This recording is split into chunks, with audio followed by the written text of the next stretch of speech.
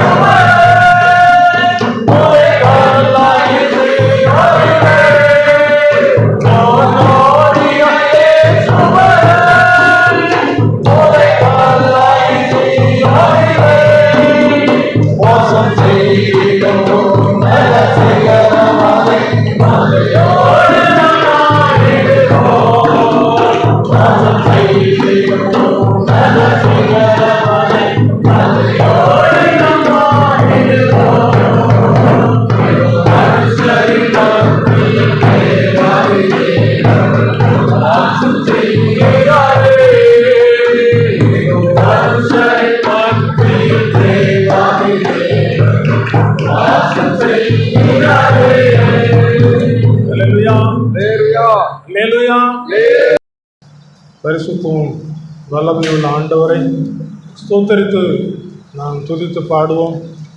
இந்த நித்திய ஜீவ பாடல்கள் புஸ்தகத்தில் 24வது பாடலை எடுத்துக்கொள்ளும். 24வது பாடல், எண்ணிலடங்கா ஸ்தோத்திரம் தேவா என்றென்றும் நான் பாடுவேன் என்ற பாடலை பாடும். ஆண்டவரை ஸ்தோத்தரிப்போம். துதிகளின் மத்தியில் வாசம் பண்ணுகிற ஆண்டவர் நம்முடைய மத்தியில் நம்மோடு கூட வந்து வாசம் பண்ணும்படியாக துதித்து ஸ்தோத்தரித்து பாடுவார். எண்ணில் அடங்கா ஸ்தோத்திரம் தேவா என்றென்றும் நான் பாடுவேன். எண்ணில் அடங்கா ஸ்தோத்திரம் தேவா என்றென்றும் நான் பாடுவேன்.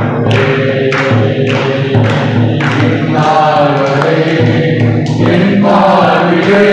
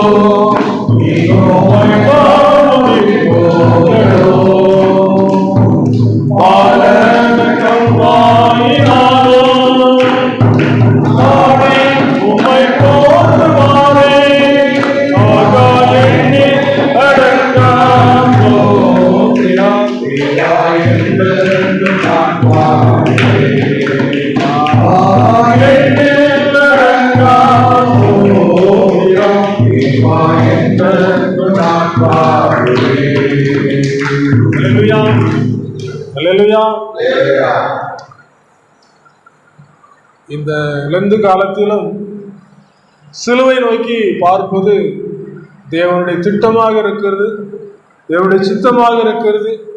ஆகையினால இந்த பாடல் புஸ்தகத்தில் 316வது பாடலை பாடும். உலகோர் உன்னை பகைத்தாலும் உண்மையாய் அன்பு கூறுவாயா, உற்றார் உன்னை வெறுத்தாலும் உந்தன் சிலுவை சுமப்பாயா, உனக்காக நான் மரித்தேனே எனக்காக நீ என்ன செய்தாய் என்ற சிலுவையின் குரலை நம் நினைவு கூறும்படியாக இந்த பாடலை பாடுவோம். 316வது பாடல்.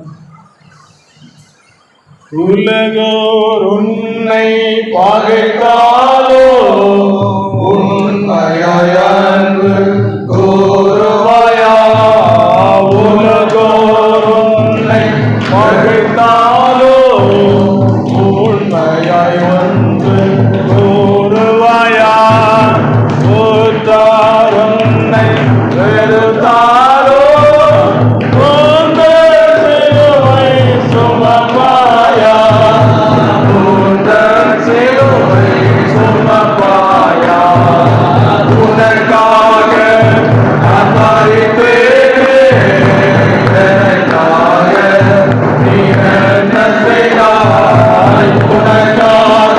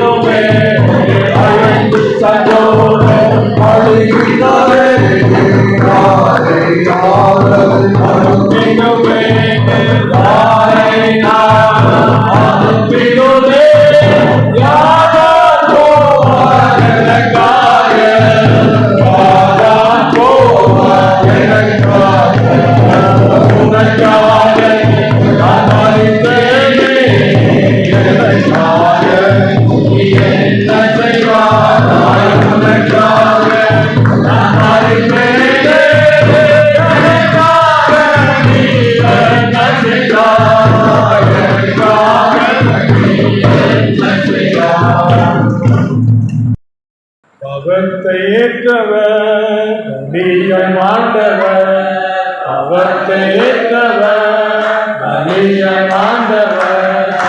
கல்வாரியின் மேட்டினில் கண்கொள்ளாத காட்சியை, கல்வாரியின் மேட்டினில் கண்கொள்ளாத காட்சியை கண்டிடும் வேண்டிடும் பாவபாரம் நீங்கிடும், கண்டிடும் வேண்டிடும் பாவபாரம் நீங்கிடும். அழைக்கிறார் அழைக்கிறாரிதோ, அழைக்கிறார் அழைக்கிறாரிதோ, நீயும் வா உந்த நேசர் அவளாய் அழைக்கிறாரிதோ, நீயும் வா உந்த நேசர் அவளாய் அழைக்கிறாரிதோ. மனுஷன் உலகம் முழுவதையும் ஆதாயப்படுத்திக் கொண்டாலும் தன் ஜீவனை நஷ்டப்படுத்தினால் அவனுக்கு லாபம் என்ன என்று சொல்லி இயேசுவானவர் இந்த உலகத்தில் வாழும்போது ஒரு வார்த்தையை சொல்லியிருக்கிறார். இந்த கூட்டத்தினுடைய சிறப்பு என்னவென்று சொல்லி நாம் பார்க்கும் பொழுது, நம்மை படைத்த ஆண்டு மக்களை விலை மதிக்க முடியாத ஒரு ஆத்மாவை இந்த உள்ளத்திற்குள்ளே தந்திருக்கு. இந்த ஆத்மா அழியாது, மாம்சம் அழிந்தாலும் இந்த ஆத்மா அழியாது.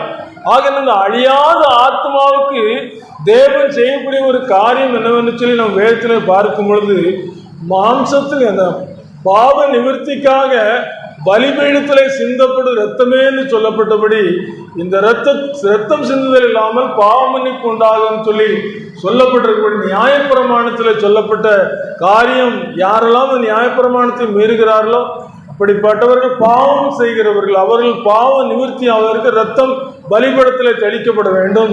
அப்போ பாவ நிவர்த்தி ஆகும். இன்னைக்கு இந்த புதிய ஏற்பாட்டு காலத்திலே ஒரே தரம் சிலுவையிலே பலியிடப்பட்ட இயேசுவின் இரத்தத்தினாலே இன்னைக்கு நீங்களும் நானும் மீட்கப்பட்டவர்களாய், ரட்சிக்கப்பட்டவர்களாய், ஆபத்துக்கு தப்பினவர்களாய் காணப்படுகிறோம். ஆகினாலும் இந்த உலகத்தில் வாழ்ந்து கொண்டிருந்த காலத்தில் இயேசு எருசலேமே எருசலேமே கோழி தன் குஞ்சுகளை கூட்டி சேர்த்துக் கொள்ளும் வண்ணமாய் நான் எத்தனை தரமோ நான் ஆசையாயிரும் உங்களுக்கோ மனதில்லாமல் போயிட்டு என்று சொல்லியிருக்கிறார். எனக்கு இந்த ரட்சிப்பு இலவசமாக இருக்கிறது. அது மட்டுமல்ல, நமக்குள்ள இருக்கிற விலை மதிக்க முடியாத ஆத்மாவை குறித்து அறியாதவர்களாக இருக்கும். ஒரு நாள் ஒரு மனிதன் காட்டுக்குள்ளேயே போய்கொண்டு அந்த காட்டிலே நிறைய கற்கள் அகப்பட்டது. அந்த கற்களை பைக்குள்ளே போட்டுக்கொண்டு ஒவ்வொன்றாக வீசிக்கொண்டே வந்தான். வீசிக்கொண்டு சில கற்கள் மாத்திரம் தன்னுடைய பைக்குள்ளே இருந்தது. அந்த பைக்குள்ள இந்த கற்களை இரவு நேரத்தில் எடுத்து வைத்தான். அந்த எடுத்து வைத்த கற்கள் அது மின்னுவதாக, அது ஒளி வீசுவதாக இருந்தது. இவன் பார்த்தான், இந்த கல் கொஞ்சம் ஏதோ வித்தியாசமாக தெரியுதுன்னு சொல்லி அந்த கல்லுகள் எடுத்து கல் வியாபாரிக்கிட்ட கொண்டு காமிச்சான். அப்படி கல் வியாபாரிகிட்ட கொண்டு காமிக்கும் போது, இது நல்ல கல், இது இவ்வளவு விளம்பரம் அப்படின்னு சொல்லிட்டு அதுக்கு வாங்கிறேன்னு சொல்லி கேட்கும்போது அந்த மனுஷன் யோசித்தான், ஏராளமான கற்களை வழியில் வீசிட்டு வந்துட்டானே, வீணாக்கிட்டானே என்று சொல்லி அவன் வருத்தப்பட்டான். எனக்கு அன்பான தேவனுடைய பிள்ளைகளே, இந்த திருச்சபையிலே நமக்கு கற்றுக் கொடுக்கப்படுகிற ஒரு காரியம், நம்மை பொதுவாக இருக்கிற திருச்சபைக்கு ஆயத்தப்படுத்துகிற எல்லா காரியங்களையும் இந்த திருச்சபை நமக்கு செய்து கொண்டிருக்கிறது. இந்த லெந்து காலத்திலே நாம் அதிகமாக சிந்திப்பது என்ன? நமக்காக இயேசு பலியாக இருக்கிறார். இன்னைக்கு நம்முடைய உறவினர்களையும் யாராவது அடிபட்டு ரத்தம் வந்தா என்ன விசாரிப்ப? தம்பி சொன்னாங்க, ரத்தம் வர்ற வரைக்கும் குத்துனா அப்படின்னாங்க. இந்த சாட்சி இன்னைக்கு நான் கேட்கும்போது இந்த சாட்சியில் மிக முக்கியத்துவமான ஒரு வார்த்தை, இயேசுவே என்ன கூப்பிடுறான். கூப்பிட்டவொன்னு இயேசு என்ன செய்கிறார்? காப்பாற்றுறாரு. இன்னைக்கு நீங்களாம் இயேசுவை நீங்கள் மையப்படுத்தி நீங்கள் வாழ்வீங்கன்னு சொன்னால் இயேசுவால் தான் இந்த உலகத்தில் நமக்கு ரட்சிப்பு கிடைக்குமே தவிர வேறு யாராலும் ரட்சிப்பு கிடைக்கவே கிடைக்காது. இயேசு மட்டும் நீங்க மனசுல வச்சுக்கிடுங்க. உங்க மனசுல இயேசு நிரம்பி இருக்கும்போது உங்களுக்கு ரட்சிப்பு கிடைக்கும், உங்களுக்கு பாதுகாப்பு கிடைக்கும். அப்போ சொல்ல வந்த காரியம், இப்படி இந்த கல்லை கொண்டு வித்து அவன் என்ன செய்யறான், அந்த மதிப்பை அறிந்து கொள்ளுகிறான். இன்னைக்கு இந்த திருச்சபை நமக்கு ஒரு நல்ல வாழ்க்கையை, நமக்கு நல்ல ஒரு சமாதானமான ஒரு வாழ்க்கையை இந்த திருச்சபையில் இந்த வேதாகமத்தின் மூலமாக நமக்கு தருகிறதை நாம் உணர முடிகிறது. இந்த உலகத்திலே வேதாகமத்தை சுமந்தால் இந்த வேதம் உங்களை சுமக்கும். எனக்கு அன்பானவர்களே, இந்த வேத புஸ்தகத்தை யாரெல்லாம் தூக்கிட்டு போறாங்களோ அவங்கள வெட்கப்பட்டு போனது இல்லை. இந்த வேதாகமத்தில் ஜீவன் இருக்கிறது, ஜீவனுள்ள ஆண்டவருடைய வசனம் இருக்கிறது. இந்த வசனம் உங்களை உயிர்ப்பித்து உங்களுக்கு என்னென்ன காரியங்கள் கற்றுக்கொள்ளணும், எல்லாவற்றையும் பேதைகளானாலும் திசை கெட்டு போவதில்லை. உங்களுக்கு அவர் கற்றுக் கொடுக்கிற ஆண்டவராக இருந்து உங்களை கற்றுக் கொடுப்பார். ஒரே ஒரு காரியம், இயேசு என்ன செய்கிறார், ஒவ்வொரு மனிதனையும் சுத்திகரிக்கிற ஒரு பொறுப்பை ஏற்றுக்கொண்டிருக்கிறார். அவர் தமது ஜனங்களின் பாவங்களை நீக்கி இரட்சிக்கிறவர். சுத்திகரிப்பு திருச்சபையில் நமக்கு கொடுக்கப்பட்டிருக்கிறது. காரணம் என்னவென்று சொன்னால், நாம் அழுக்காக இருக்கிறோம், நமக்குள்ளே பாவ கரைகள் இருக்கிறது. இந்த பாவ கரைகள் நீங்க என்ன சோப்பு போட்டாலும் போகாது, என்ன சர்ப்பு போட்டாலும் போகாது. இயேசு கிறிஸ்துவின் ரத்தம் நமக்குள்ள வரும்போது, என்றைக்கு நம்ம சிலுவையில் அடிக்கப்பட்ட இயேசு விசாரிக்க போகிறோமோ, அந்த விசாரிக்க போகிற அந்த நேரத்தில் அந்த சிலுவை நோக்கி பார்க்கும் பொழுது நமக்கு ஒரு பெரிய மீட்பு அந்த இடத்துல வந்திருக்கிறது. விசுவாசத்தோடு ஏற்றுக்கொள்ளும். எங்கள் வாழ்க்கையில் நாங்கள் ஒன்றும் கற்றுக்கொண்டு வரல. என்னைக்கு சிலுவை நோக்கி பார்த்தோமோ, அந்த சிலுவையில் சிந்தப்பட்ட இரத்தத்தின் மூலமாக அந்த பாவ மன்னிப்பு, அந்த பரிசுத்தமாகுதல் கிடைத்தபடினாலே இந்த ரட்சிப்பை அனுபவமாக்கி கொண்டு, இந்த ரட்சிக்கப்பட்ட பிறகு கிடைக்கிற ஒரு பரலோக சந்தோஷத்தை இந்த பூமியில அனுபவித்துக் கொண்டிருக்கிற நாங்கள் இதை குறித்து ஆண்டு சொல்லு, காதுள்ளவன் கேட்கட்டும், காதில்லாதவன் கேட்காது இருக்கட்டும் சொல்லி சொல்லுகிறபடினாலே நாங்கள் இந்த திருச்சபைக்குள்ள வந்து இயேசு ரட்சிக்கிறவர் என்று சொல்லி சொல்லுகிறது மட்டுமல்ல, இந்த ரட்சிப்பை பெற்றுக்கொண்டாதான் பரலோகத்துக்கு போக முடியும்னு சொல்லி அதை சொல்லி பரலோக ராஜ்யத்தை நினைவுபடுத்தி விட்டு உங்களுக்கு சொல்லணும். ஏன்னா பரலோகத்துக்குள்ள போகிறதுக்கு பாவத்தோடு பிரவேசிக்க முடியாது. ஒரு மனுஷன் நித்திய ஜீவனை சுதந்திரிக்கணும்னு சொல்லி வர்றான், வந்து ஆண்டவரே நித்திய ஜீவனை சுதந்திரிக்கணும் என்ன செய்யணும்னு கேட்குறான். நித்திய ஜீவன்னா என்னன்னு தெரியுமா? நித்திய காலமாய் வாழ்வது. மரணம் மகிமையாய் மாற்றப்பட்டதுனால மரணம் இல்லாத ஒரு நித்திய வாழ்க்கை உங்களுக்காக இந்த திருச்சபையின் மூலமாக இயேசு நமக்கு அந்த இரத்தத்தின் மூலமாக அந்த மீட்பை சம்பாதித்து அந்த நித்திய வாழ்வுக்குள்ள பிரவேசிப்பதற்கு ஒரு வாய்ப்பு கொடுத்திருக்கார். நல்ல வாய்ப்பு. இன்றைக்கு இந்த உலகத்தில் நம்ம சின்ன பிள்ளைகளாக இருக்கிறோம், வளர்கிறோம், வாலிபத்தில் ஒரு அழகு இருக்குது, அதுக்கப்புறம் கொஞ்சம் அதுக்கு மேலே திருமணமான பிறகு ஒரு காரியம் இருக்குது, அதுக்கு பிறகு வாழ்க்கையில் பிள்ளைகளை கண்டு அதுக்கு பிறகு முதிர்ச்சி இருக்குது, அதுக்கு பிறகு இந்த உலகத்தில் மனுஷனுடைய வாழ்க்கையில் முடிவு வரப்போகுது. நான் இப்போ எங்கே போகிறேன், இந்த உலகத்தை விட்டு இறைவனோடு கூட வாழப்போகிறேன்னு சொல்லக்கூடிய ஒரு நிலைமை இந்த படிப்படியாக வாழ்க்கையில நியமிக்கப்பட்டிருக்கிறபடினாலே இந்த திருச்சபையில் நமக்கு இருக்கிற காலத்தில் அந்த மனுஷன் கல்லெல்லாம் எரிஞ்சிட்டு வந்தா மத்தியெல்லாம் எரியாம நம்ம வாழ்க்கையில ஒவ்வொரு நாளையும் பிரயோஜனப்படுத்தி கொண்டோம்னு சொன்னா நம்ம வாழ்க்கையில இந்த வேதத்தை வாசித்து தியானிக்கும் பொழுது அந்த வேதத்தின் மூலமாக நம்ம முத்தாக மாறப்போகிறோம். நாம் வசதி உள்ள ஒரு வாழ்க்கை வாழப்போகிறோம். நம்ம ஆசீர்வதிக்கப்பட்டு ஒரு நிலைமைக்கு கொண்டு வரப்போகிறோம். இதற்காக இந்த திருச்சபை இந்த லந்து காலத்தில் நம்ம 40 நாளை தந்திருக்கு. 40 நாள் என்று சொல்லும் பொழுது நினிவேக்கு 40 நாள் கொடுக்கப்பட்டது. 40 வருடம் இந்த இஸ்ரவேல் மக்கள் வனாந்தரத்திலே நடந்து வந்தார்கள். இயேசு 40 நாள் உபவாசம் இருந்தார். இந்த திருச்சபையில நமக்கு 40 நாள் உபவாச நாட்களை கொடுத்து இந்த நாட்களில் இயேசுவின் அன்பை குறித்து அதிகமாக சொல்லி இந்த இயேசுவின் அன்பை ஏற்றுக்கொள் என்று சொல்லி நம்முடைய உள்ளத்திற்குள்ளே ஒரு தட்டுகிற ஒரு சத்தத்தை கொடுத்து இந்த தட்டுகிற சத்தத்துக்கு யாரெல்லாம் செவி கொடுக்கிறார்களோ அவர்களுக்கு இந்த விலை மதிக்க முடியாத ரட்சிப்பு, இந்த ரட்சிப்பை பெற்றுக்கொண்டவர்கள் தான் இந்த திருச்சபையிலே அவர் வாழ்க்கையை பிரயோஜனப்படுத்தி கொண்டவர்கள். மற்றவர்கள் இந்த உலகத்திலே தங்கள் வாழ்க்கையை பிரயோஜனப்படுத்திக் கொள்ளாதவர்கள். இன்றைக்கு இந்த வேத புஸ்தகத்தில் சொல்லப்பட்டிருக்கிற ஒரு காரியம் ஆதியாகமம் 19:17 சொல்லப்பட்டிருக்கிறது. நீ ஜீவன் தப்ப ஓடிப்போ, மலைக்கு ஓடிப்போன்னு சொல்லப்பட்டிருக்கு. அந்த லோத்தின் குடும்பத்துக்கு சொல்லப்பட்ட ஒரு காரியம், மலைக்கு ஓடிப்போம். இன்றைக்கும் நமக்கு கல்வாரி சிலுவையின் மலை, கபாலஸ்தலம் என்று சொல்லப்படுகிற அந்த கொல்கதா மலைக்கு இயேசு சிலுவை சுமந்து செல்லுகிற அந்த ஒரு காட்சியை நினைவு கூறுகிற ஒரு காலத்துக்குள்ளே இருக்கிறோம். கல்வாரி மலைதனிலே சிலுவை மரத்தினிலே 3 அணிகளில் பாதகன் போல இயேசுவும் தொங்கினாரே. 3 அணிகளில் பாதகன் போல இயேசுவும் தொங்கினாரே. ஏனப்படி தொங்கினார், என்ன தப்பிதம் செய்தார், ஒரு பாவம் செய்யவில்லை, நமக்காக ஒப்புவித்தார். சிலுவைக்கு செல்வதற்கு யாரால் முடியும்? சிலுவை மரணம் என்பது ஒரு பயங்கரமான ஒரு மரணம். இயேசு கிறிஸ்துவின் சிலுவை மரணத்தை குறித்து இந்த கடந்த காலத்தில் சிந்திக்கும் பொழுது நம்முடைய உள்ளத்துக்குள்ளே ஒரு உருகிற ஒரு தன்மை உண்டாகிறது. ஏனென்று சொன்னால், அவர் தாமே பாடுபட்டு நம்முடைய பாடுகளை தம்மில் ஏற்றுக்கொண்டு நம்முடைய துக்கங்களை சுமந்தார் என்று சொல்லப்பட்டிருக்கு. யோவான்சன் பார்த்து, இதோ உலகத்தின் பாவத்தை சுமந்து இருக்கிற தேவாட்டுக்குட்டி. அவர் மலைக்கு அந்த சிலுவை சுமந்து நடந்து சென்றார்.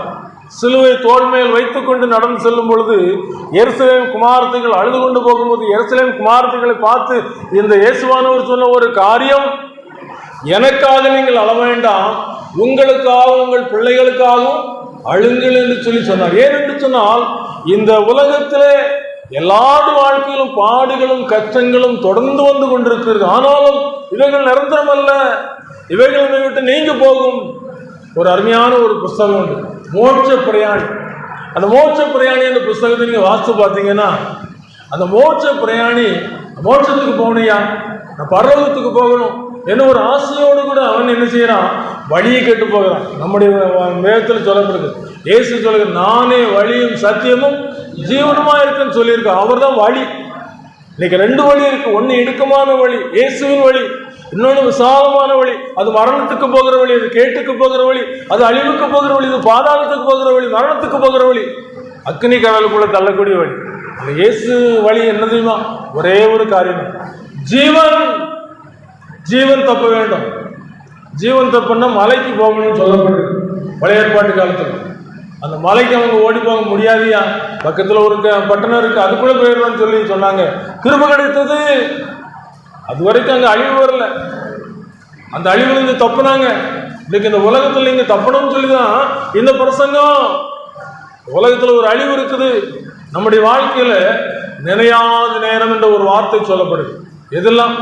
இயேசு வருகிற வருகை, அது மட்டுமல்ல நம்முடைய மரணம். 2ம் நினையாத நேரம். மரணத்துக்கு வர நம்ம எங்க போவோம்? நம்முடைய வாழ்க்கை எங்க நித்திய காலமா இருக்கும்? வேதத்தில் சொல்லப்படும், நம்முடைய குடியிருப்போம் பரலோகத்தில் இருக்கிறது. அங்கதான் நம்ம சொந்த வீடு. பரலோகம் தாய் வீடு, அதை தேடி நீ ஓடு.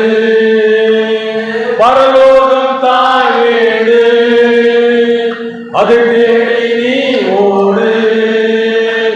ஒருவரும் அழிந்து போகாமலே, ஒருவரும் அழிந்து போகாமலே, தாயகம் வர வேண்டும் தப்பாமலே, தாயகம் வர வேண்டும் தப்பாமலே. இயேசுவால் பிடிக்கப்பட்டவர், அவர் ரத்தத்தாலே கழுவப்பட்டவர். நான் இயேசுவால் பிடிக்கப்பட்டவர், அவர் ரத்தத்தாலே கழுவப்பட்டவர். எனக்கென்று எதுவும் இல்லை, இக்கோவில் சொந்தமல்ல. எனக்கென்று எதுவும் இல்லை, இக்கோவில் சொந்தமல்ல. எல்லாமே என் இயேசு, எல்லாம் இயேசு, இயேசு, இயேசு, எல்லாம் இயேசு, பரலோகத்துக்கு போகணுங்கிற ஒரு எண்ணம் இருக்குது. இந்த மோட்ச பிரயாணி போய்கொண்டிருக்கிறான். அப்படி போய்கொண்டிருக்கும் பொழுது நிறைய பேர்ட்ட வழி விசாரிக்கிறான். இப்படி வழி விசாரித்து கேட்டு போகும்போது ஒருத்தன் பார்க்குறான், இவன் எங்கே போகிறான்? பரலோகத்துக்கு போகணுங்க. சரி, வழியை மாற்றி விட்டுருவோம் அப்படி சொல்லி இந்த பக்கமாக போகணும்னு சொல்லி குறுக்கு வழியை காமிச்சு விட்றான். இதுக்கு நிறைய பேர் குறுக்கு வழியில் போகிறாங்க. குறுக்கு வழியில் என்ன செஞ்சு வேலை எடுத்துடணும், லஞ்சம் கொடுத்தா வேலை கிடைக்கும், கடைசியில் கண்டுபிடிக்கப்பட்டா வேலை போயிடும். லஞ்சம் வாங்கினா நல்லா தான் இருக்கும், வீடு வாங்கலாம், சோஃபா வாங்கலாம், எல்லாம் நல்லா தான் இருக்கும். கடைசியில் லஞ்சம் பிடிச்சிக்கிட்டான்னா தலையில செஞ்சுருந்தான், துண்டு போட்டு வேண்டிதான். இது குறுக்கு வழி. இந்த குறுக்கு வழியை காமிச்சிடான். காமிச்ச உடனே இந்த மனுஷன் நினைச்சிட போகிறான், இது நல்ல நமக்கு நிம்மதியாக இல்லையே, இந்த வழி நமக்கு இந்த வழி சரியாக தெரியலையே. அவனுக்குள்ளேயே உணத்தை பண்ணி பரலோகத்துக்கு போய்கிட முடியாதுன்னு சொல்லி அங்கே மனசுக்குள்ளே இருக்குது. மனசாட்சி, இதுக்கு நம்ம மனசாட்சி கேட்டு பார்ப்போம். பரலோகம் போகணும்னு நமக்கு ஒரு நிச்சயம் இருக்குதா? இந்த ஆராதனையில் நீங்கள் வந்திருக்கிறீங்க, நீங்கள் இந்த ஆராதனை போகும்போது ஒரு நிச்சயத்தோடு போகணும். அதுக்கு தான் ஆராதனை.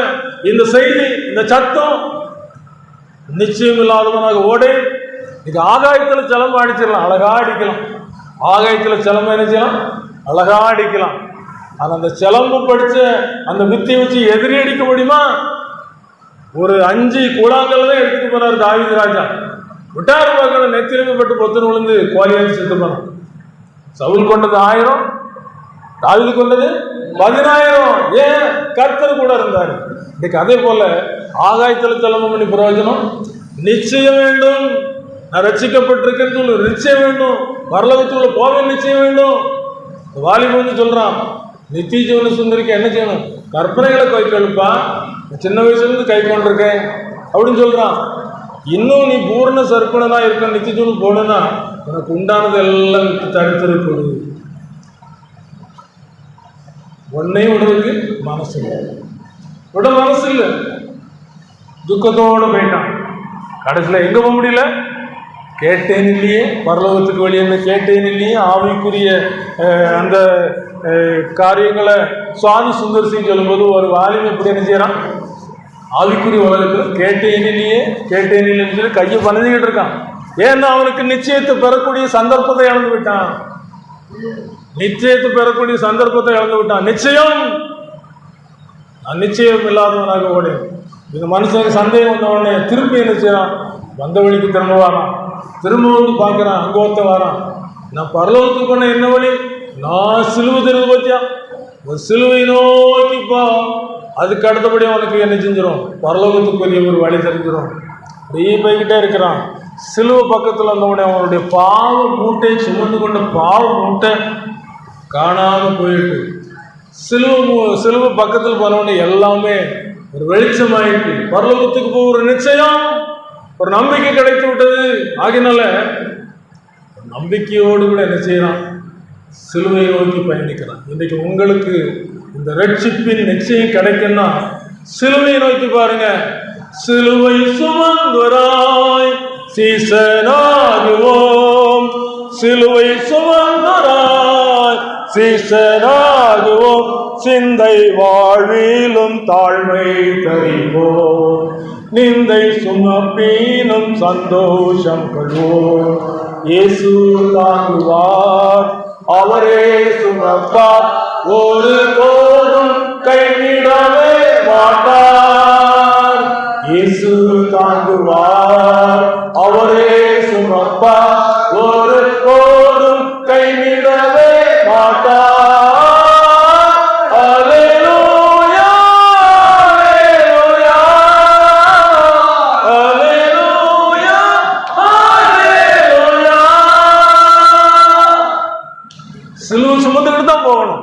சிலுவை சுமக்காம நினைக்கக்கூடாது, போகக்கூடாது. சிலுவை சுமக்க ஆண்டவரே என்று சொல்லி ஒருவன் என்னை பின்பற்றி வர விரும்பினால் அவன் தன்னைத்தான் வெறுத்து தன் சிலுவையை எடுத்துக்கொண்டு என்னை பின்பற்ற கூடாது. சிலுவை இல்லாமல் போகக்கூடாது. சிலுவை சுமந்தியா? சிலுவை சுமந்தேன், பாடுகளை சுமந்தேன், துக்கங்களை சுமந்தேன். உங்க பின்னால வந்திருப்பான், எப்பா மன்னிக்கப்பட்டிருக்குப்பா. சங்கீதம் 66:16 சொல்லப்பட்டிருக்கு, தேவனுக்கு பயந்தவர்களே ஆண்டவருக்கு செய்ததை வந்து கேளுங்கள், அவர் ஆத்துமாவுக்கு செய்து வந்து கேளுங்கள். 103 சொல்லப்பட்டிருக்கு, அக்கிரமங்கள் எல்லாம் மன்னித்து நோய்கள் எல்லாம் குணமாக்கி பிராணனை அழிவுக்கு விலைக்கு மீட்டு உன்னை கிருபையினால இரக்கங்கள் முடிசூட்டி இருக்கிறான். இன்னைக்கு ராஜாக்கள் அவங்க குமாரில் முடிசூட்டுகிற நேரத்தில் எவ்வளோ பெரிய அலங்காரமாக இருக்கும் தெரியுமா, எவ்வளோ பெரிய மகிமையாக இருக்கும் தெரியுமா. இன்னைக்கு நீங்கள் இந்த உலகத்தில் ஜெயித்து அவருடைய ராஜ்யத்தில் பொன்முடி சூடும்போது எவ்வளவு மகிமையாக இருக்கும் தெரியுமா. ஒற்றளம் போட்ட வீதியில் எப்போது பழிந்த தோன்றும் சாலத்தில் எப்போது காணிப்பேன். எருசலேம் என் ஆலயம் ஆசித்த வீடமே, நான் அதை கண்டு பாக்கியம் அடைய வேண்டுமே. அதை அடைய வேண்டும் என்ற ஒரு ஆவல், மோட்சத்தை அடைந்து விட வேண்டும். தசமாரி போய் பாதாளத்துக்குள்ள விழுந்துடக்கூடாது. ஏன்னு சொன்னா இந்த உலகத்துக்குள்ள ஒரு பொல்லாங்க இருக்கான், அவன் ஏமாத்துக்கிறவன், அவன் மனுஷ கொலைபாதகன். ஆதி முதல் என்ன செய்கிறான், அவன் பொய் சொல்லுகிறவன். பொய்ய சொல்லி பொய்யான மாயை பின்பற்ற வைத்து மோசம் போக்கி விடுகிறான். அன்புக்குரிய திருச்சபையின் பிள்ளைகளே, இந்த நிச்சயத்தை நமக்குள்ளே கொண்டு வருவதற்கு சிலுவையை நோக்கி பார்க்க ஆண்டவர் மலைக்கு ஓடிப்போ என்று சொல்கிறார். அது மட்டுமல்ல, இன்னொரு வசனத்தை வாசிக்கலாம். எபேசியர் 1:13-14 சொல்லக்கூடிய யாரோ வாசிக்கலாம். எபேசியர் 1:13-14.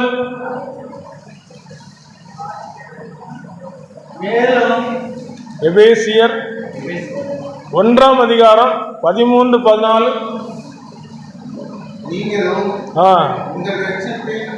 சுவிசேஷமாகிய சத்திய வசனத்தை கேட்டு விசுவாசிகள் ஆனபோது வாக்குத்தத்தம் பண்ணப்பட்ட பரிசுத்த ஆவியால் அவருக்கு முத்திரை போடப்பட்டீர்கள்.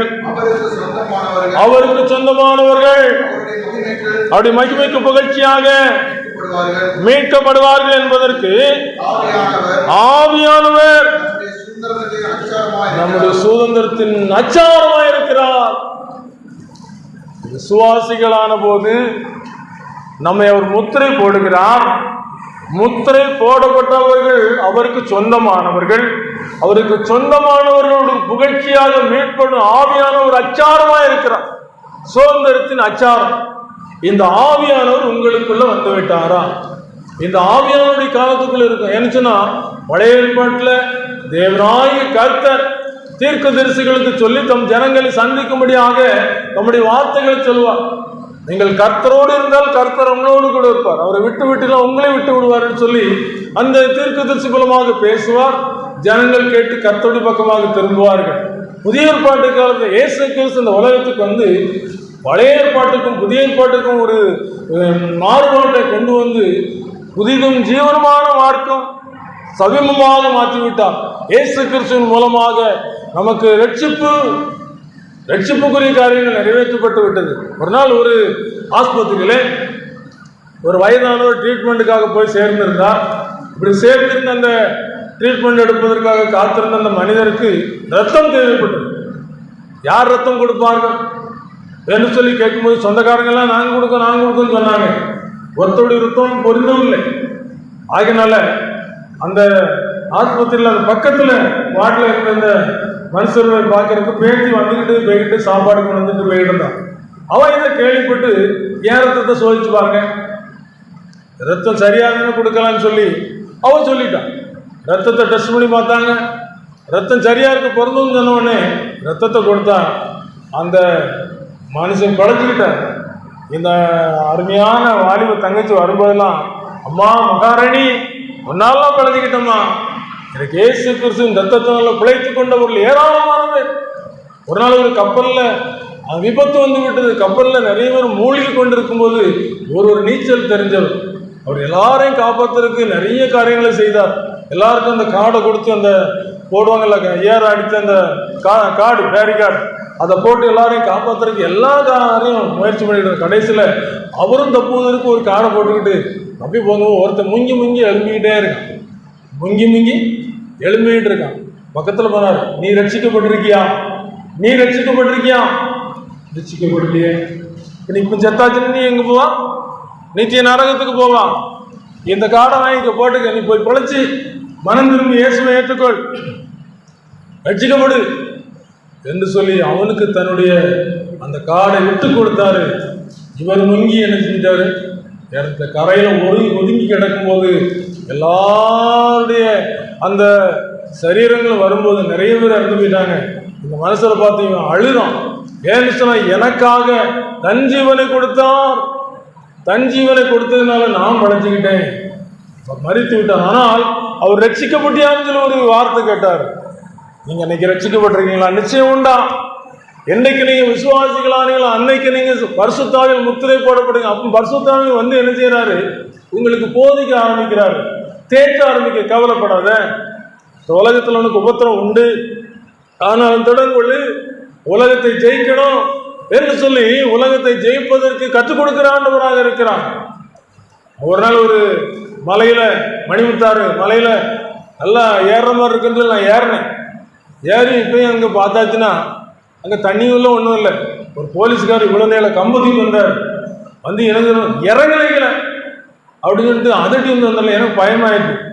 திருப்பி உடம்பு தண்ணி வரப்போதில்ல, தண்ணி வரப்போகுது, மாட்டிக்கிட போறியா, கீழே இறங்கு அப்படின்னு சொல்லி அதட்டிக்கு நானும் பயந்து போய் அடிக்கல. அவர் அந்த கம்பு எதுக்கு, அந்த எச்சரிப்பு எதுக்கு? உயிரை காப்பாற்றுறதுக்கு. இன்னைக்கு இதே போல வேத புஸ்தகத்தில் ஏராளமான அனுபவ சாட்சிகளை ஆண்டவர் நமக்கு எடுத்துக்காட்டாக வைத்திருக்கு. காரணம் என்ன? சோதோம் குமாரா அழிக்கப்படும் போது நீதிமானாகி லோத்தை ரட்சித்திருக்குன்னு சொல்லி புதிய ஏற்பாட்டில் சொல்லப்பட்டிருக்கு. அப்புறம் நோவா காலத்தில் 8 பேர் மாத்திரம் பேழைக்குள்ள ஏறினாங்களாம். எத்தனையோ ஜனங்கள் இருந்தாங்க, எத்தனையோ உயிரினங்கள் இருந்துச்சு. ஒரு பேழை கட்டு, பேழையில கட்டி அந்த கதவை எங்க வைக்கணும்னா மேல் தட்டில் என்ன செய்யணும்? வைக்கணும். மேல் தட்டில் வச்சிரு. கதவு யார் அடைச்சாரு? கர்த்தர் அடைத்தார். எல்லாரும் உள்ள பிரவேசிச்சாச்சு. நோவா குடும்பம் மற்றவங்க எல்லாம் பரியாசம் பண்ணாங்க. என்னையா மழை வர போதாம, பூமியெல்லாம் வெள்ளம் வர போதாம, அழிய போதாம, யாரையா கண்டா?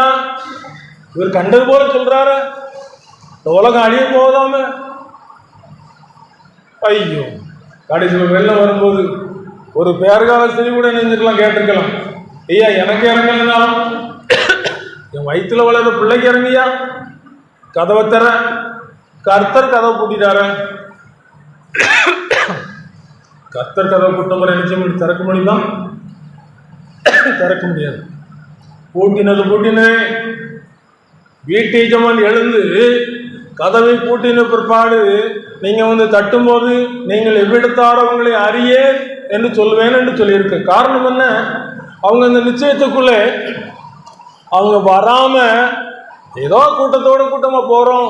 இயேசு பின்பற்றி போனே நிச்சயம் 5 அப்பத்தை 5000 பேருக்கு போஷிப்பாரு, 2 மீனை போஷிப்பாரு. அந்த ஆசீர்வாதமா இருக்கும், நல்ல சந்தோஷமா இருக்கும்னு சொல்லி அவர் பின்னால ஆகாரத்தை சாப்பிட்டு திருப்தி அடைவதற்காக, இந்த மாம்சத்தை திருப்திப்படுத்துவதற்காக அவர் பின்னால ஒரு கூட்டம் போனது. ஆனா இயேசு அதற்காக என்ன செய்யல? இந்த உலகத்துக்கு வரல. நானே உயிர்த்தெழுதலும் ஜீவனுமா இருக்கிறேன், என்னை விசுவாசிக்கும் மரித்தாலும் பிழைப்பான் என்று சொல்லி இந்த ஆத்ம பிழைப்பை அவர் என்ன செய்தார் என்று சொன்னால், இந்த உலக மக்களுக்கு தெளிவாக சொல்லிவிட்டார். இயேசு உயிர்த்தெழுந்து விட்டார், மரணத்தை ஜெயித்து விட்டார். பாவத்தின் பலன் நரகம், நரகம் போவாவி நடுங்கிடாயோ,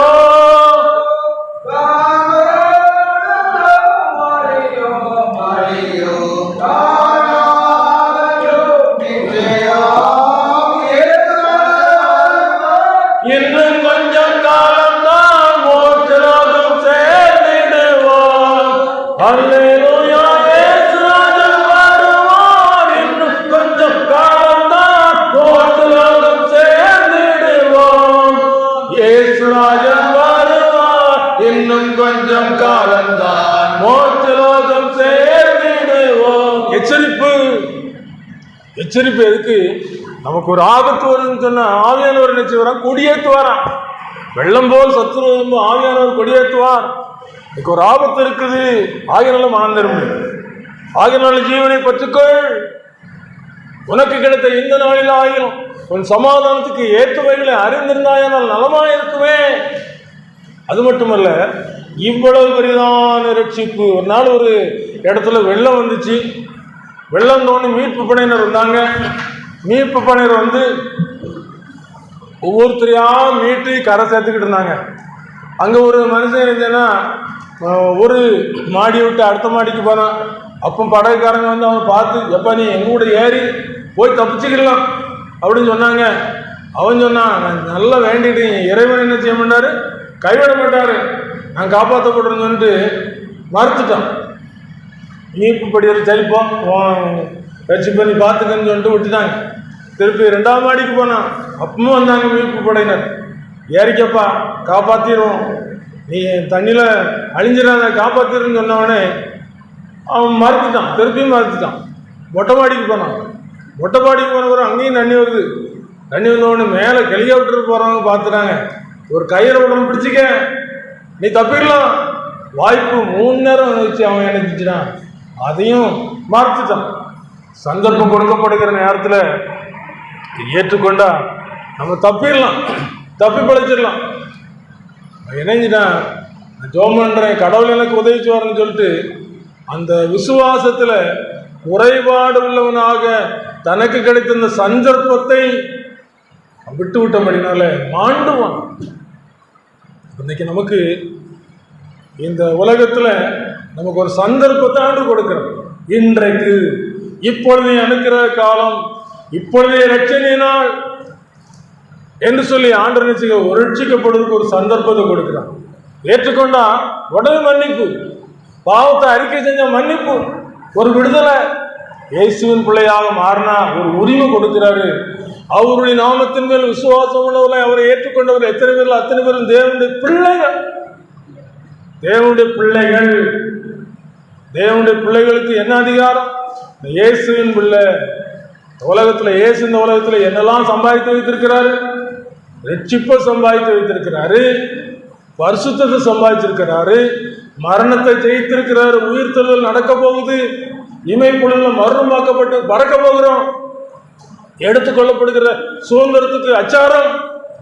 அது மட்டுமல்ல, அவரோடு கூட நித்திய காலமாய் ஆளுகை செய்வோம். இன்னைக்கு இந்தியாவில் 11 பேர் கிரிக்கெட்டில் ஆட போறாங்க.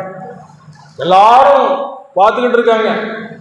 இந்தியா ஜெயிச்சுட்டு என்ன சந்தோஷம், துள்ளிடுறாங்க வானத்துக்கு பூமிக்கு. ஏன்? அந்த வெற்றிக்கு நானும் சொந்தக்காரன். இயேசு ஜெயித்ததுனால எனக்கும் சந்தோஷம். அந்த சந்தோஷத்தை கொண்டாடுற நாள் தான் மேகங்கள் நடுவே வாழை பிறக்கும், பூதங்கள் பூதங்கள் கடந்து வரும், தூதர்கள் கூட்டங்கள் சூழ்ந்து நிற்கும். பறந்திடுவேன் நான், பறந்திடுவேன், பறந்திடுவேன் நான், பறந்திடுவேன். வானத்தில் வானத்தில் நடுவானத்தில் இயேசுவின் கைகளில் நான் இருப்பேன். பரமன் இயேசுவின் புன்னகை முகம் என் கண்களில் உள்ளத்தில் நிறைந்து நிற்கும், என் கண்களில் உள்ளத்தில் நிறைந்து. எவ்வளவு சந்தோஷம், எவ்வளவு பெரிய சந்தோஷம். ஆபத்திலிருந்து தப்பிட்டேன், பாதாளம் என்ன மேற்கொள்ளல, இயேசுவினால ஜெயித்து விட்டேன். இயேசுவினால இந்தியா ஜெயித்தோடனே சந்தோஷத்தை கொண்டாடுறது போல இந்த வெற்றி கொடி, இந்த வெற்றி சந்தோஷம். ஜெயம் கொள்கிறவன், இந்த பாவத்தை குப்பையால தூக்கி வீசி விடுகிறவன். வேகம் போன்ற திரளான சாட்சிகள் சொல்லிட்டு கொண்டிருக்க பாரமான நம்ம நெருக்கி நெருக்கிற பாவத்தை உதறிவிட்டு, இது எனக்கு வேண்டாம், இது எனக்கு வேண்டாம், இது எனக்கு ஆபத்து.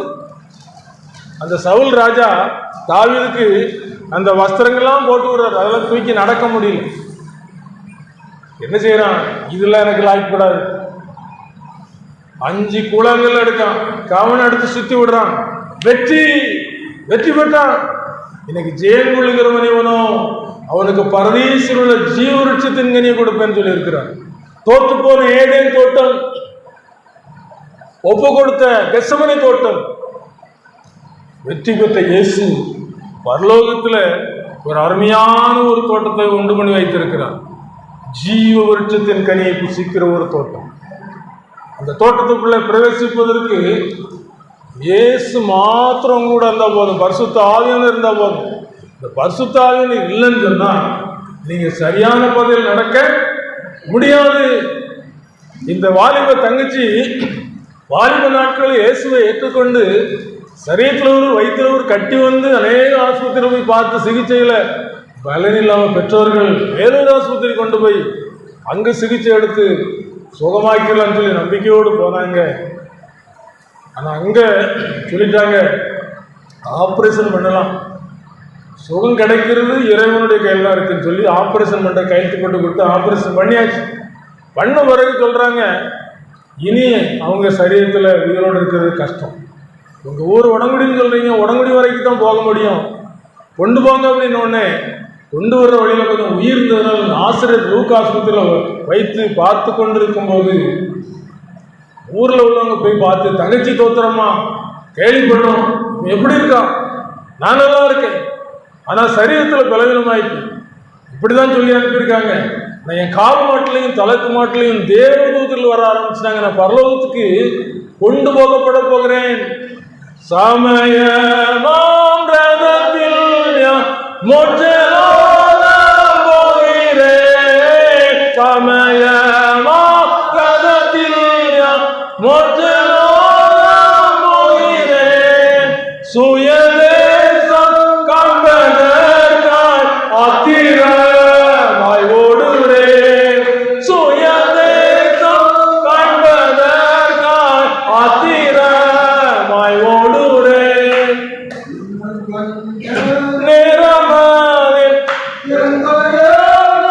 முடியும், இன்னும் கொஞ்ச நேரமானில் என் பயணம் முடியும்,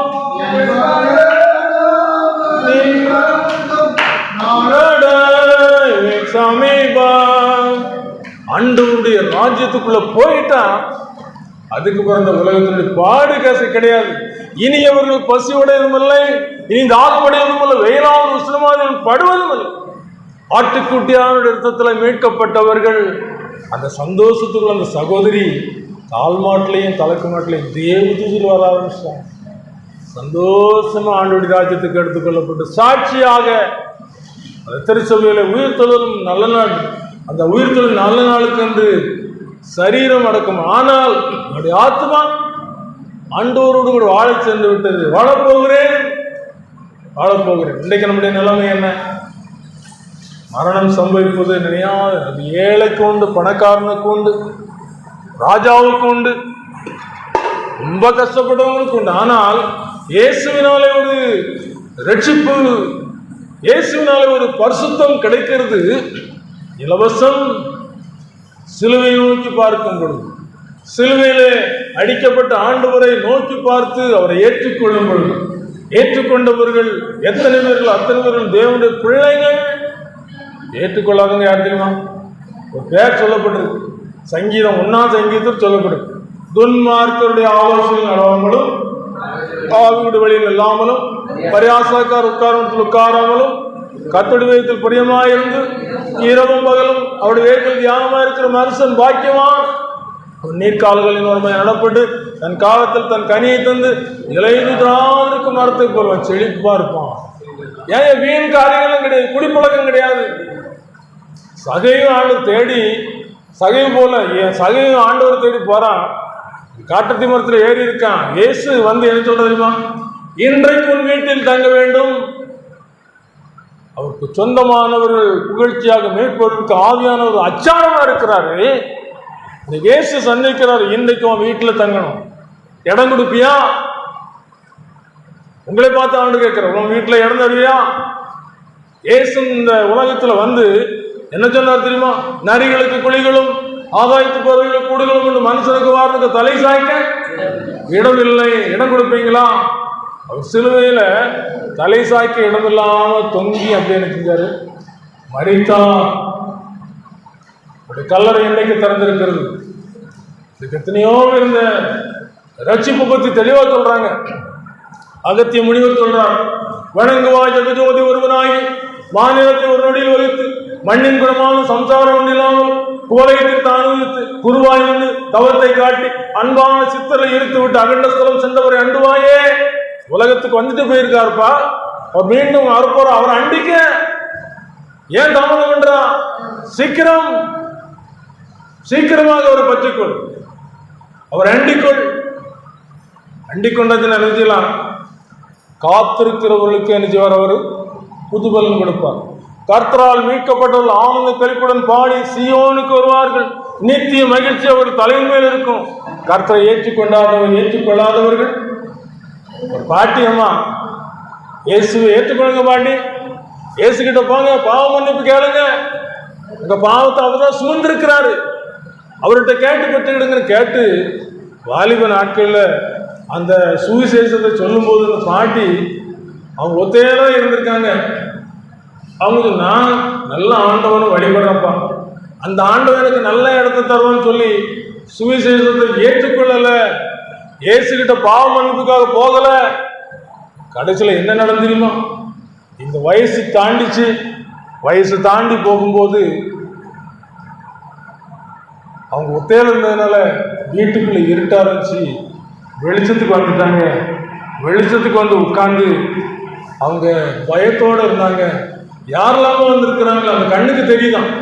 மரணம் நெருங்கி வரும்போது அந்த கண்ணுக்கு தெரியுது. யாரெல்லாமோ வந்திருக்கிறாங்களே, கயிறுலாம் கட்டி கொண்டு போவாங்க வந்திருக்காங்களே, இந்த ஊர்ல காப்பாற்றுறதுக்கு ஒருத்தர் இல்லையா? காலம் பிந்தி விட்டது, காப்பாற்றுறதுக்கு என்ன செய்யல? ஒருத்தரும் இல்லை. கொடா கொடி தூதரவரோடு வருவார், கோடா கொடி தூதரவரோடு வருவார். பூகோளம் நடுங்கிடுமே, வானலோகம் கழித்திடுமே, பூகோளம் நடுங்கிடுமே, வானலோகம் கழித்திடுமே. இயேசுக்கு இடம் கொடுத்தவங்க அந்த காட்சியை கண்டு மகிழ்ச்சியோடு கூட இருப்பாங்க.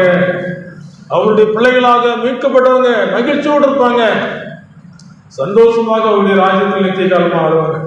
இயேசுவுக்காய் எல்லா பாடும் எங்கும் சகித்த, இயேசுவுக்காய் எல்லா பாடும் எங்கும் சகித்த, சுத்த பரிசுத்தரெல்லாம் துள்ளி சாடி பாடுவார், சுத்த பரிசுத்தரெல்லாம் துள்ளி சாடி பாடுவார்.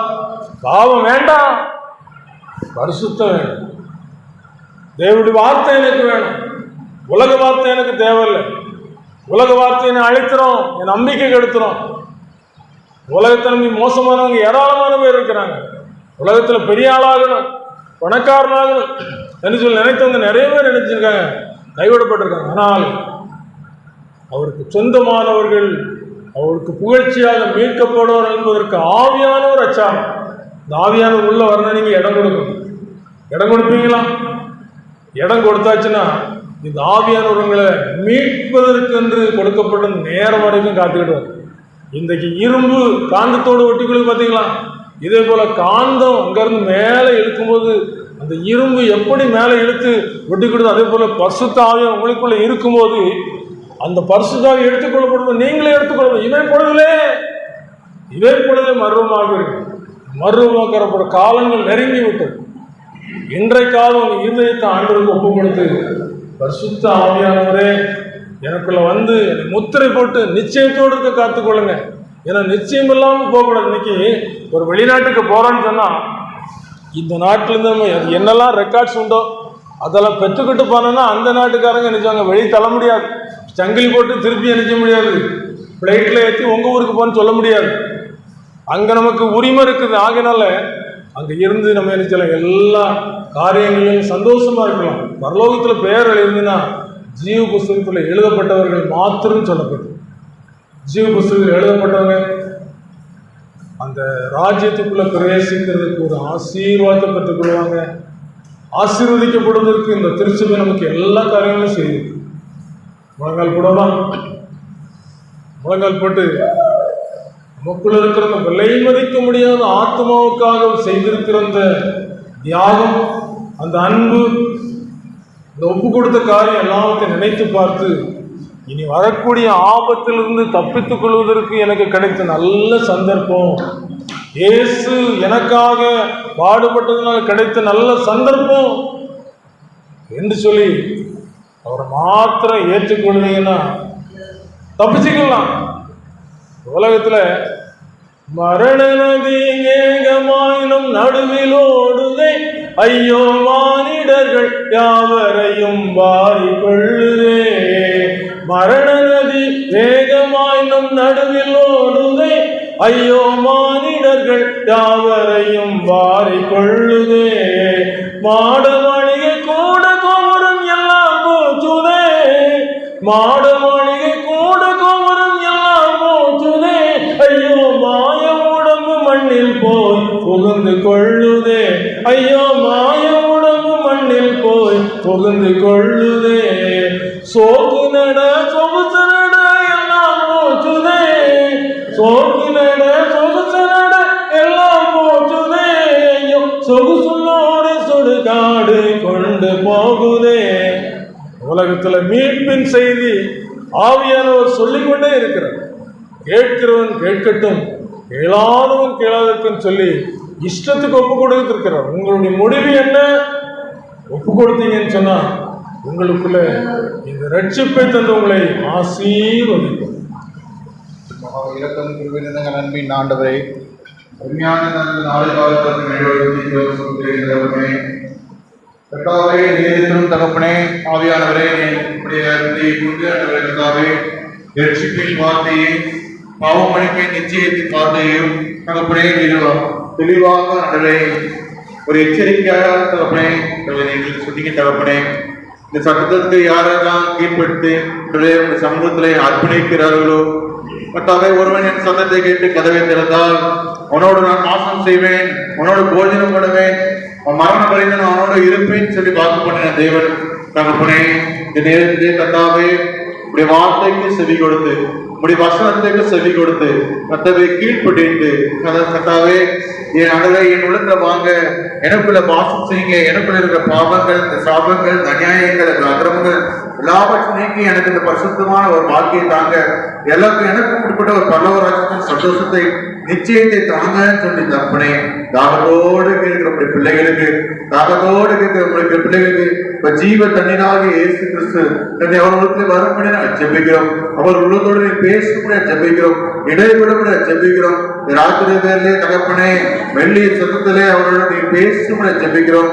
நானே உலகத்தின் வெளி, என்னை விசுவாசிக்கிறவன் மறித்தாலும் பிழைப்பான்னு சொல்லி தகப்பனே நிச்சயத்தை, ரட்சிப்பின் நித்தியத்தை, சந்தோஷத்தை, சமாதானத்தை இது கொடுக்கும்படி ஜெபிக்கிற தகப்பனே. இந்த நேரத்திலே தகப்பனே யாரையெல்லாம் சத்தத்தை கீழ்ப்படுத்தி ஒப்புக் கொடுக்கிறார்களோ அவரோடு கூட நீங்க வாசம் செய்யுங்க தகப்பனே. மெய்யான திராட்சை செடியோடு உப்பாடு கூட ஒட்டி இருக்கிற கொடியை பல கனிகளை கொடுக்கும் சொல்லி நீங்க சொல்லிக்க தகப்பனே. நானே திராட்சை செடி, நீங்கள் கொடிகள் என்று சொல்லி எங்கள் வாக்கு பண்ணிக்கப்பா. மெய்யான திராட்சை செடியோடு யார் யாரெல்லாம் இணைகிறார்களோ, இந்த நேரத்தை ஒப்புக் கொடுக்கிறார்களோ அவர்களுக்கு நீங்க பேச ஜெபிக்கிறோம், இடைவிட ஜெபிக்கிறோம். அவர்களை அடவே கத்தாவே மரண பரியந்தம் நீங்க வழிநடத்த ஜெபிக்கிற தகப்பனே. இந்த நேரத்திலே தகப்பனே அடவே கத்தாவே வந்திருக்கிற உங்க பிள்ளைகளே கத்தாவை சரத்தை ஒப்புக் கொடுக்கிறோம். வந்திருக்கிற சிறியோர், பெரியோர், வாலிபர்கள், முதியோர்கள் எல்லாரையும் ஒப்புக் கொடுக்கிறோம் தகப்பனே. கத்தாவை காத்து கொண்டு கையா அதிலே கத்தாவே நீ அந்த ராஜாதி ராஜாவாக மணவாளி வரும்போது மணவாட்டியாக திருச்சபையை ஏற்றுக்கொள்வதற்கு கத்தாவை இந்த பிள்ளைகளை நீ ஆயத்தப்படுத்தணும் ஜெபிக்கிறோம். உங்களுக்காக ஆயத்தப்படுத்தணும் ஜெபிக்கிறோம். எப்படி மணவாளன் வருவதற்கு முன்பாக மணவாட்டி ஆயத்தப்படுவாளோ அதே போல இந்த திருச்சபையின் ஆத்மாக்கள் அனைவரும் ஆயத்தத்தோடு இருக்கிறது அந்த கிருபைகளை என் தேவன் அருள்வீராக தகப்பனே. ஆசீர்வதித்து நாங்கள் ஜெபிக்கிறோம் தகப்பனே. அதை படிக்கிற பிள்ளைகளுக்கு நாங்கள் ஞானத்தை கொடுங்க தகப்பனே. தகப்பனே கல்லூரி படிக்கிற பிள்ளைகளுக்கு நாங்கள் விசேஷ ஞானத்தை கொடுங்க தகப்பனே. வாழ்வு பருவத்திலே சிருஷ்டிகளாக நினைத்துக் கொள்ளுவோம். கல்லூரி படிக்கிற பருவத்தை தகப்பனை உங்களை பிடித்துக் கொள்ளுவோம். கத்தாவினை வழிநடத்த முடியாது நாங்கள் ஜெபிக்கிறோம். கத்தாவை விவசாயம் செய்கிற பிள்ளைகள் விவசாயத்தை ஆசீர்வதிக்கும் ஜெபிக்கிறோம்பா. கையீட்டு செய்கிற தொழில்கள் ஆசீர்வதிக்கும் ஜெபிக்கிறோம். வேலை செய்கிற பிள்ளைகளுக்கு நாங்கள் ஆசீர்வாதத்தை கொடுங்க தகப்பனே. கையின் பிரயாசங்களை வானத்தின் வளர்களை தொடர்ந்து டெவலப் ஆசீர்வதிப்பேன்னு சொன்ன தேவன் ஆசீர்வதிக்கும் ஜெபிக்கிறோம் தகப்பனே. இந்த நேரத்தை கத்தாவே ஆண்டவரே கத்தாவே இந்த ஒளிபெருக்கும் கேட்டிருக்கிற பிள்ளைகளையும் சந்தோஷத்தையும் சமாதானத்தையும் குடும்பத்துக்குள்ளாக நீங்க கட்டளையிடணும் ஜெபிக்கிறோம். ஒவ்வொரு குடும்பத்திலையும் உடைய சமாதானம், தெய்வீக சந்தோஷம் அன்றரை இன்றும் என்றும் நிலைக்கட்டும் தகப்பனே. ஆண்டவரே கர்த்தாவே, இந்த திருச்சபையிலே அநேக ஆண் மக்களை நீ அழைத்து வாங்க தகப்பனே. ஆண்டவரே, பாவத்தில் சிக்கியிருக்கிற ஆண் மக்களை, இந்த சாபத்தில் சிக்கியிருக்கிற ஆண் மக்களை ரட்சித்து மீட்டுக் கொண்டு வர ஜெபிக்கிறோம்.